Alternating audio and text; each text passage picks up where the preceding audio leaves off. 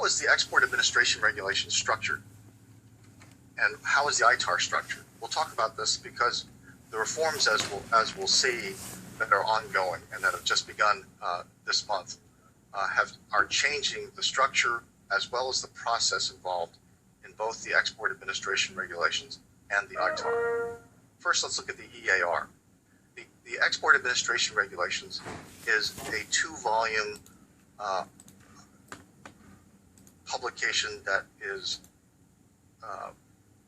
many hundreds of pages long, but it's a positive list. And by positive list, we mean that there are very specific product technical specifications included in provisions that are called ECCNs. These are Export Commodity Control provisions. And the Department of Commerce has attempted to list products and technology in a descending order of priority and importance for controls in a way that allows exporters to look up whether their product or technology is actually included in this positive list of controls in the Export Administration Regulations. The EAR contains reasons for control, and by cross-referencing the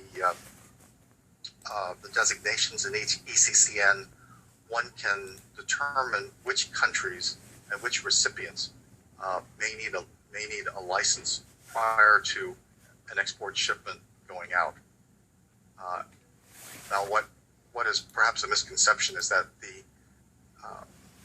the simple classification of a product does not by itself tell you whether you need a license or whether there are restrictions that apply for a particular export.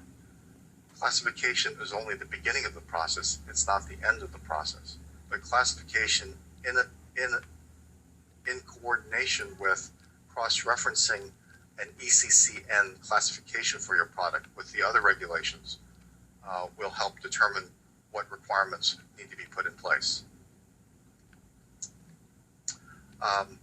Here's a quick example of what an Export Administration Regulation provision may look like. I've chosen the one for UAVs or unmanned aerial vehicles. You'll see that the provisions include reasons for control and cross-reference different acronyms, but they also provide more detailed specifications for particular products, such as in the case here of a UAV, equipment specially designed for remote control use and navigation, particular altitude guidance and control specifications, and engine specifications. Now, as we'll see later in the ITAR is structured very differently. The ITAR is a very brief publication, relatively speaking, in relation to the EAR, and it's a publication that contains 21 categories of major weapon systems, significant military equipment, and important accessories. Now, if you put next to each other the Export Administration Regulations and the ITAR, what's striking is that the ITAR is a very small publication and the Export Administration Regulations is quite lengthy. The ITAR is, I think, brief by design by the U.S. government, because it gives the U.S. government a fair amount of latitude in interpreting what is covered under the ITAR. As we'll see, the ITAR control language in each category is very broad. Each of those 21 categories is very broad. It lacks the detailed control parameters of the ECCNs, or the Commodity Control List, in the Export Administration Regs. There's no common structure in each category, but each category in the ITAR tends to be a list in very brief terms as to the type of equipment, weapon systems, technology that may be covered. The hallmark of determining whether something is covered by the U.S. munitions list, which is that list of 21 categories in the ITAR, is whether an item is specifically designed or modified for military application. As we'll talk about, this is changing. In this next slide, I'm just showing you the particular page of the ITAR which covers UAVs. You'll note that there were at least a couple of pages of specifications in the Export Administration Regulations, whereas here in Category 8 of the ITAR covering aircraft, all you see is drones and lighter than air aircraft. So the ITAR is quite a different publication than the Export Administration Regulations. Now, I mentioned all of this by way of background because the EAR and the ITAR are changing. You may have heard that October 16th, 2013 was an important date this month because about 10 days ago, the last 3 years of revision of the ITAR and the Export Administration Regulations by the current administration has culminated in a number of the changes proposed by the government going effective. And in effect, as government officials have mentioned, their attempt is to place higher fences around fewer items. What that means is that, particularly with regard to a few categories of the ITAR, where not only final rules have been published to decontrol thousands of defense articles and technology that had once been covered by the ITAR, but also for those few categories where congressional notifications have actually been made this fall, despite the interruption of the government shutdown. October 16th was a day when many of the sections of the ITAR and most of the sections of the Export Administration Regulations now contain many new provisions. And if you're an exporter or a compliance officer of an exporter, you should certainly log on and look at the Export Administration Regulations and the ITAR to see what some of these changes have been. I'll certainly be covering a number of them today.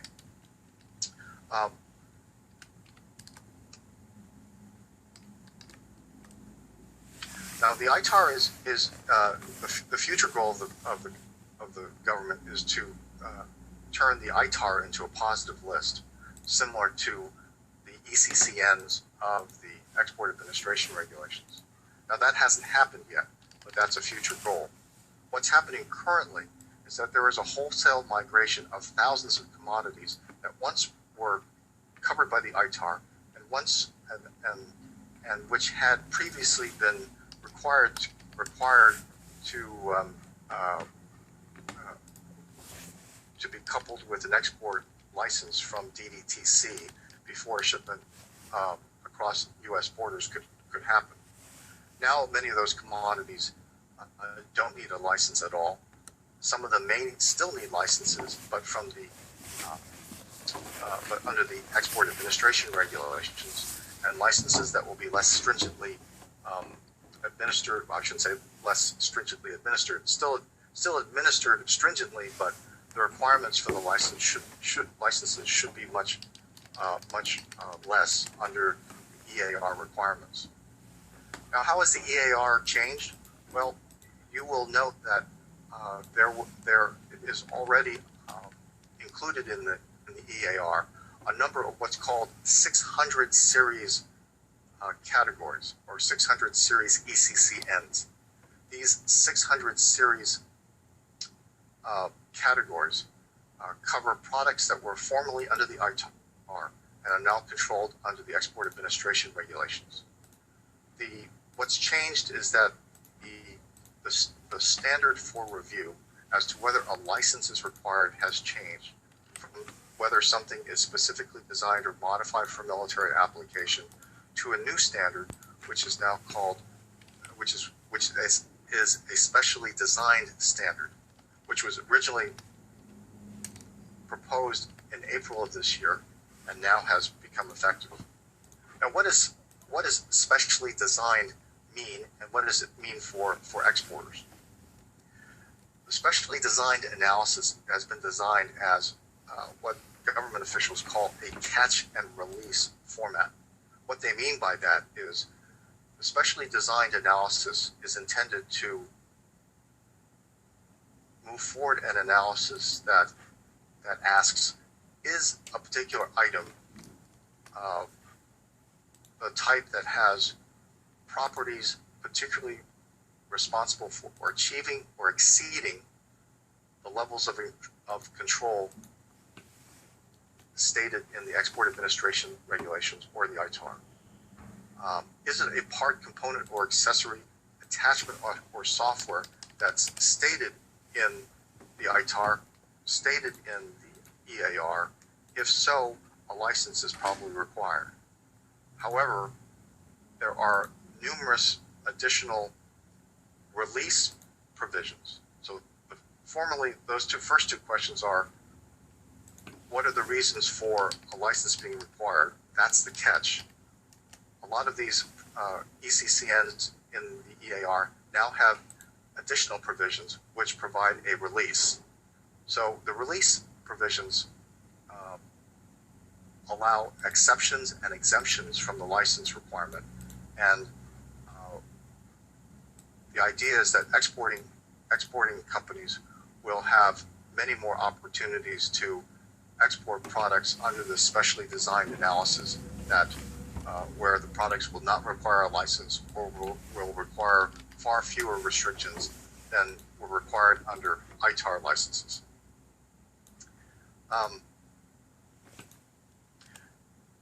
The EAR provides at great length many pages of discussion of how products that were formerly under the ITAR will not require a license at all.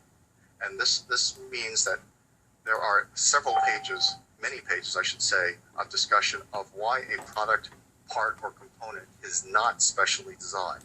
So again, specially designed is that term used under the EAR now and going forward, which will determine if it's something especially designed, it requires an export license.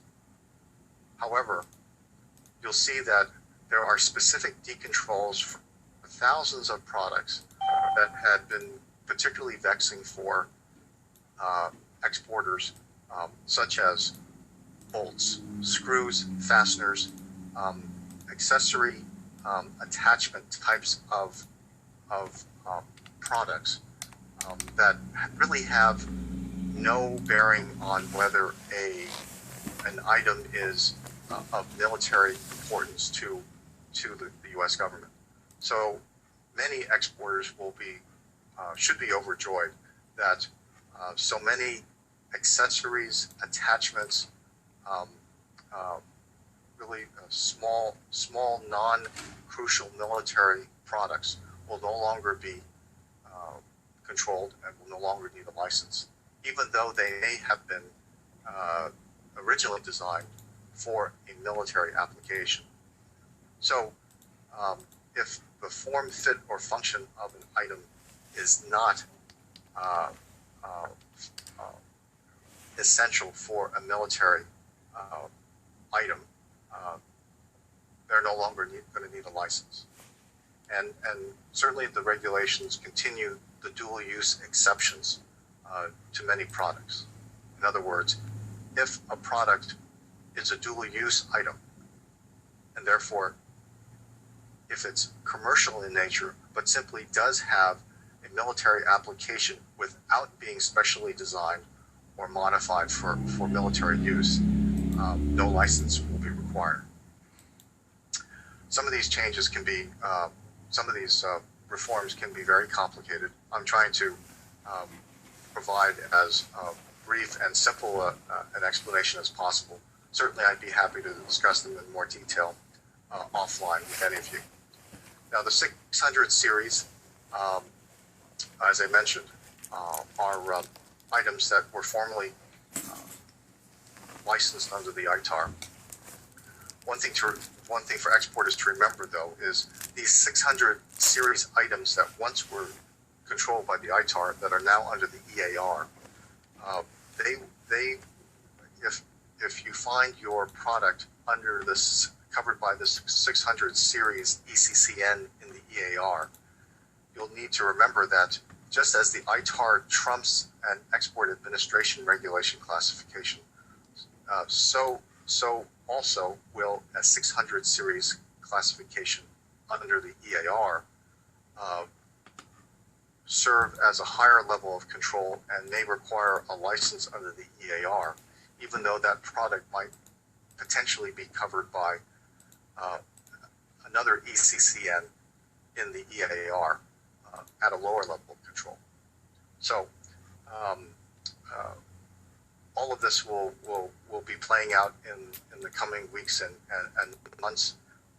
We'll be revisiting how these regulations are being implemented and how the license requirements are playing out in future webinars.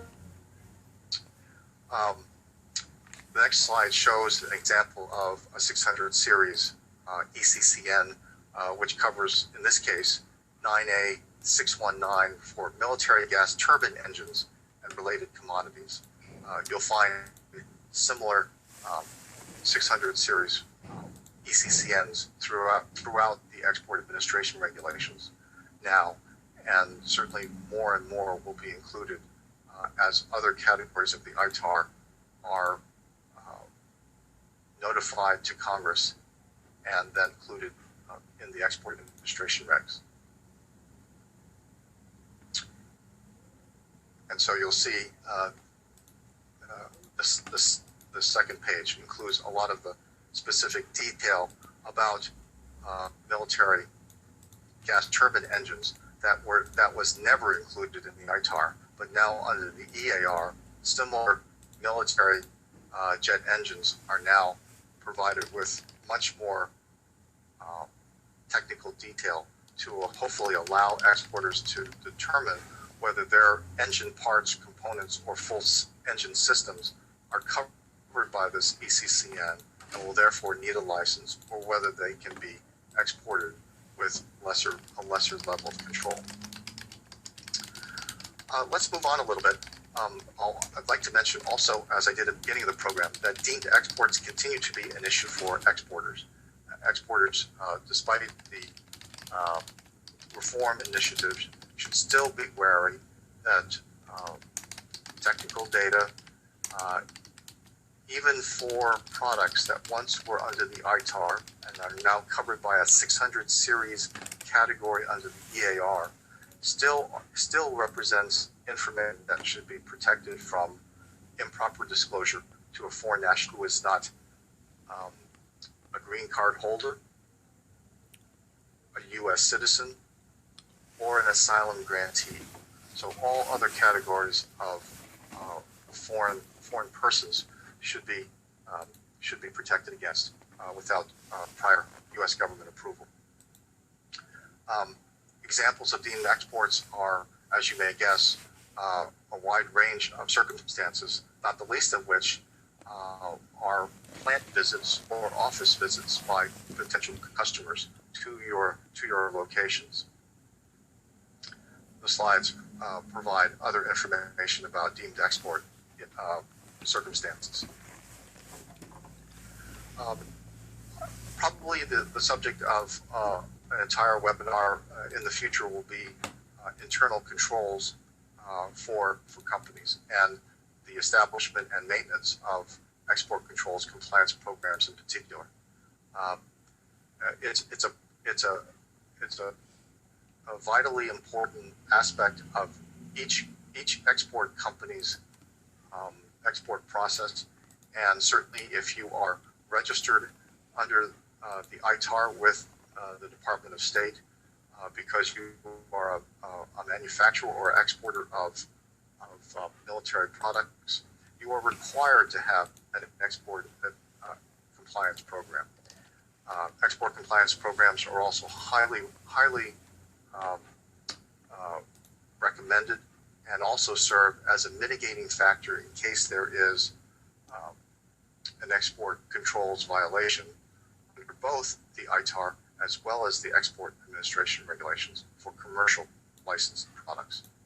So we'll we'll touch upon that in more in detail in the future. I provide for your reference some common export compliance program breakdowns. I would like to just mention to the audience that many violations occur because vendors or manufacturers believe that they're really not subject to export controls because they're not a direct exporter. As I mentioned earlier, even companies that are simply manufacturing products but not exporting them directly still have export controls compliance program requirements. Let me turn now to a hypothetical export controls transaction brought to PND's attention by a number of companies in the Oregon, Washington area who are manufacturers of products and whose customers happen to be companies in Canada. Their questions have been,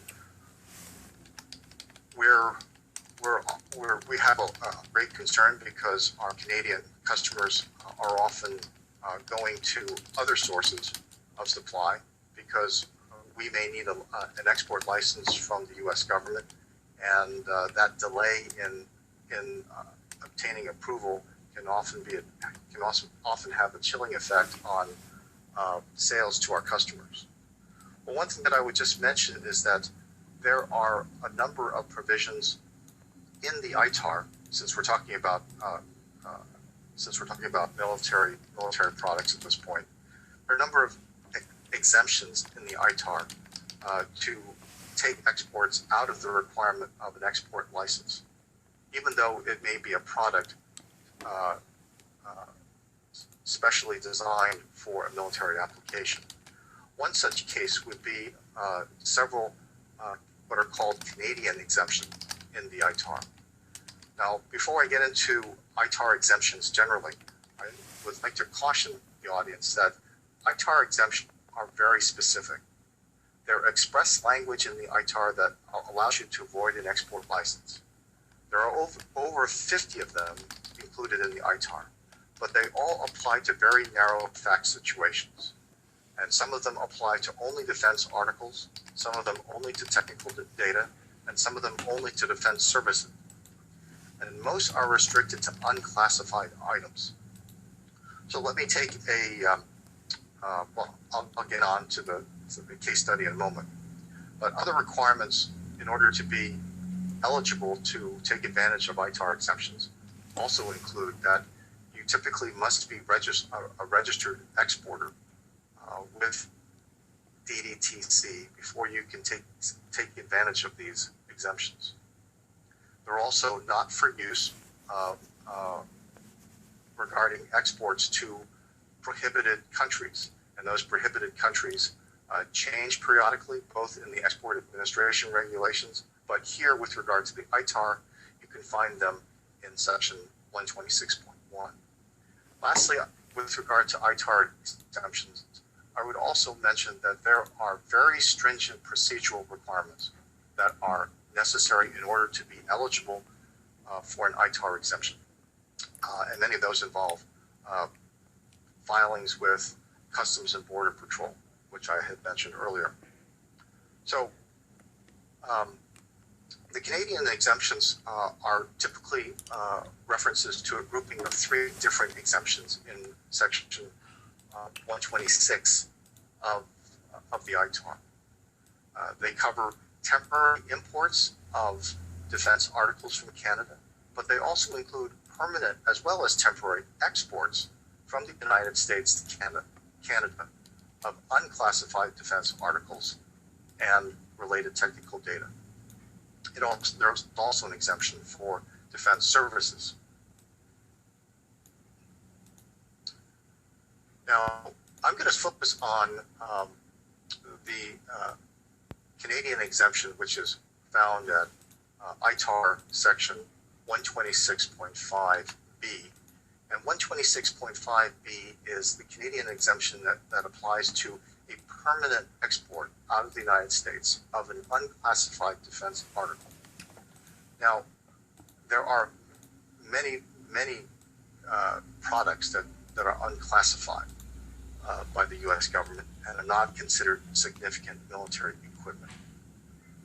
But to take advantage of this particular exemption, the exporter must take note of the fact that there are numerous categories of products, even though unclassified, they're still excluded from the exemption in Supplement 1 of Part 126.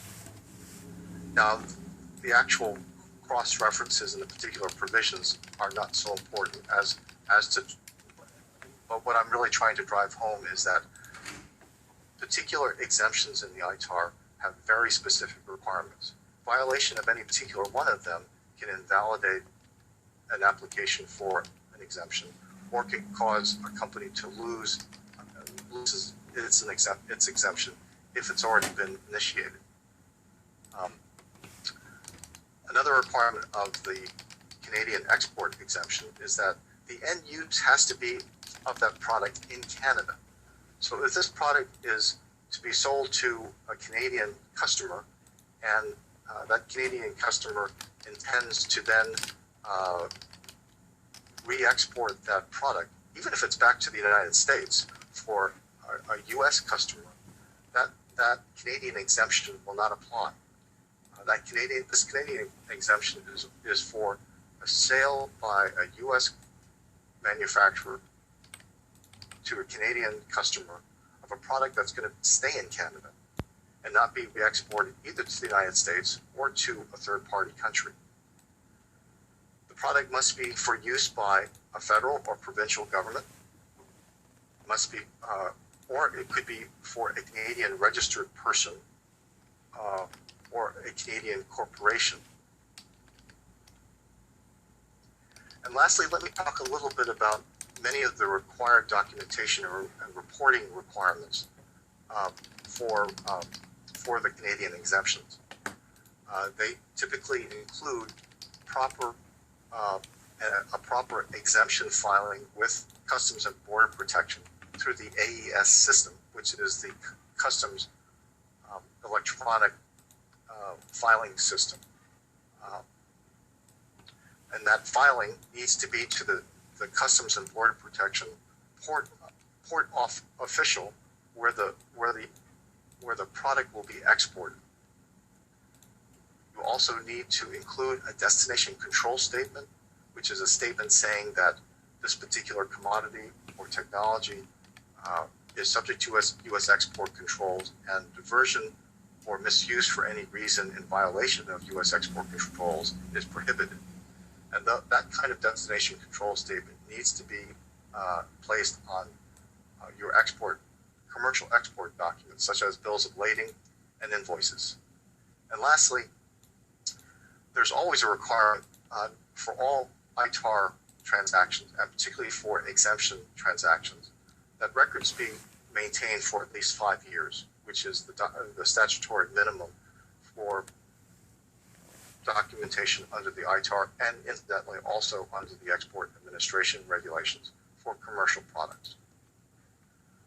So that's a quick rundown of how an exemption might work for a particular product that's being exported from the United States to Canada, where I believe many companies are not aware of the exemption, and also, even if they are aware of the exemption, are not aware of how the exemption needs to be administered. Again, would be happy to talk more about the Canadian exemptions at the end of this program and offline. I've touched upon export record keeping. We're talking all the time about export controls best practices. I would just mention that there are a number of different best practices that will be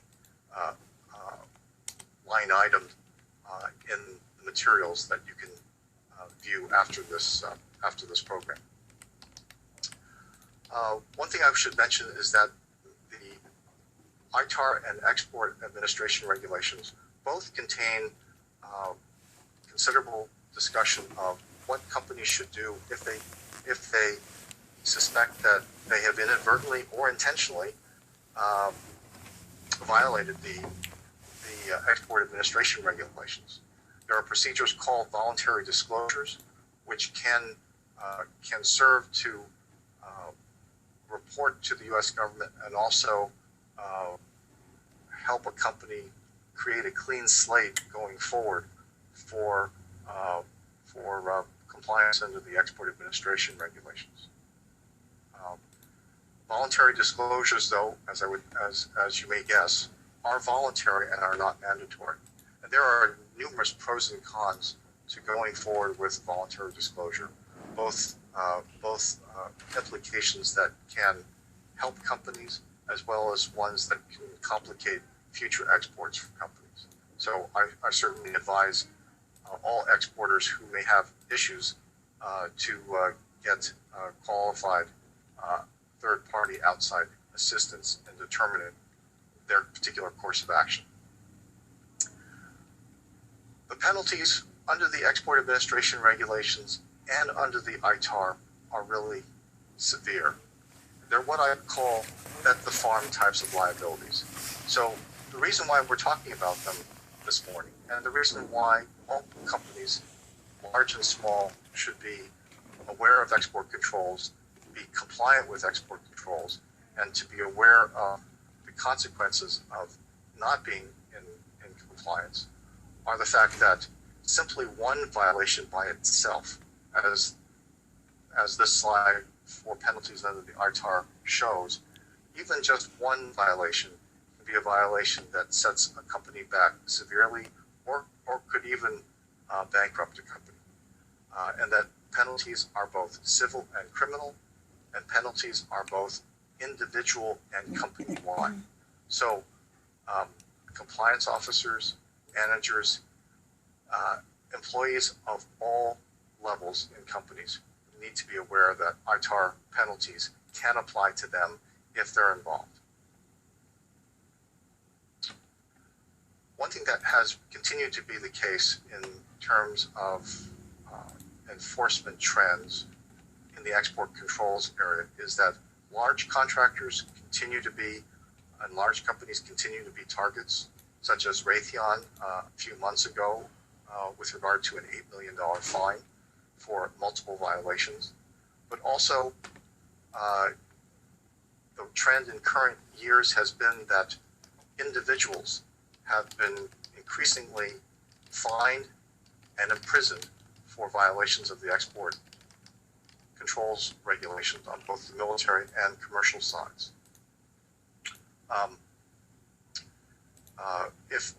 If any in the audience think that export controls are only for large companies far away, rest assured that that export controls apply to companies of all sizes, and recent enforcement actions have involved companies close to home in both Seattle, Portland,